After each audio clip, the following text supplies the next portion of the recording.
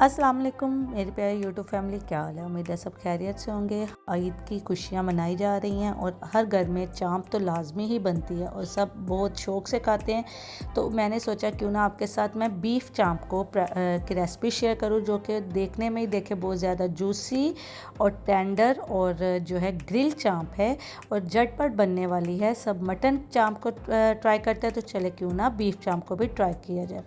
तो रेसिपी को full watch करिएगा, मेरे साथ रहिएगा और लाइक का बटन प्रेस कर दीजिएगा। यहाँ मेरे पास दो किस्म की जो है चाँप है, एक थोड़ा सा साइज़ में बड़ी है और एक साइज़ में थोड़ी सी छोटी है। इन दोनों को लेकर मैंने अब इसको मैरिनेट करना है सिरके के साथ। 1 टेबलस्पून सिरका है, 1 टेबलस्पून ही सोया सॉस है और 1 टेबलस्पून ही चिली सॉस है। इनको लगा के हम मैरिनेट कर देंगे। इसको अच्छी तरह रब कर देंगे सारे चाँप के। इससे क्या होगा, स्मेल जो है गोश्त की वो चली जाएगी।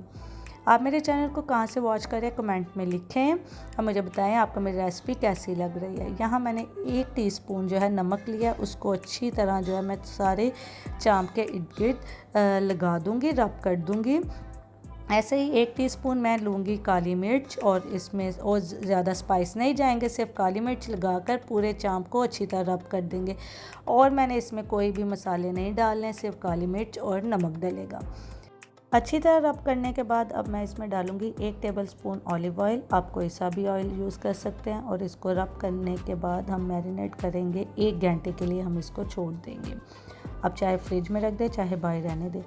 अब 1 घंटे के बाद जो है मैंने प्रेशर कुकर में इन सारी चाँप को डालूँगी और इसको जो है ऊपर सारा मैरिनेशन मिक्सचर जो है वो डाल देंगे। आप मेरे चैनल को लाइक करें, सब्सक्राइब करें और बेल आइकन को प्रेस करें। आपके सपोर्ट से मेरा चैनल ग्रो करेगा। यहाँ एक छोटा प्याज लेकर उसको 4 पीस में और डाल दिया है। एक अदरक का क्यूब्स, सब्ज़ मिर्चों का क्यूब्स और 2 जो हैं लहसुन के जवे डाल दिए हैं। अब ½ टीस्पून चिली फ्लेक्स डाल रही हूँ, 2 बड़ी इलायची डाली हैं और साथ ही मैंने आधा चम्मच जो है दालचीनी पाउडर डाल दिया है और आधा ग्लास पानी डालकर हम इसको 15 मिनट के लिए प्रेशर कुकर कर देंगे। यहाँ देखें ½ ग्लास मैंने पानी डाला था, लेकिन फिर 15 मिनट के बाद भी इसमें थोड़ा सा पानी बच गया क्योंकि गोश्त अपना पानी भी छोड़ देता है। अब ये मैंने चाँप को टेस्ट किया था तो वो बहुत अच्छी टेंडर हो चुकी थी।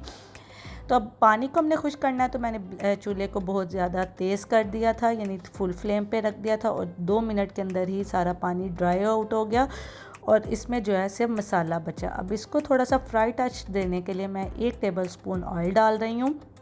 इससे क्या होगा, जो चाँप है वो हमारी अच्छे से फ्राई हो जाएंगी। नीचे से चूल्हा आपने तेज़ रखना है ताकि इसमें थोड़ी सी फ्राई टच भी आ जाए। इसको हम फ्राई कर लिया है और अब ये बहुत अच्छी सी ये देखें इसमें कैसा अच्छा कलर भी आया है और फ्राई का भी टच आ रहा है और जूसी भी काफ़ी ज़्यादा लग रही हैं, कोई ड्राई नहीं है। ये आप इसको ज़रूर ट्राई करिएगा। और मैंने यहाँ इसको फ्राइज़ के साथ सर्व किया क्योंकि मैं स्नैक टाइम बना रही थी। तो आप अगर इसको डिनर के टाइम बना रहे हैं तो चपाती, नान और रायते के साथ भी ट्राई कर सकते हैं। मेरी रेसिपी को कैसा लगा आप मुझे फ़ीडबैक दीजिएगा और अपना बहुत सा ख्याल रखिएगा। अल्लाह हाफ़िज़।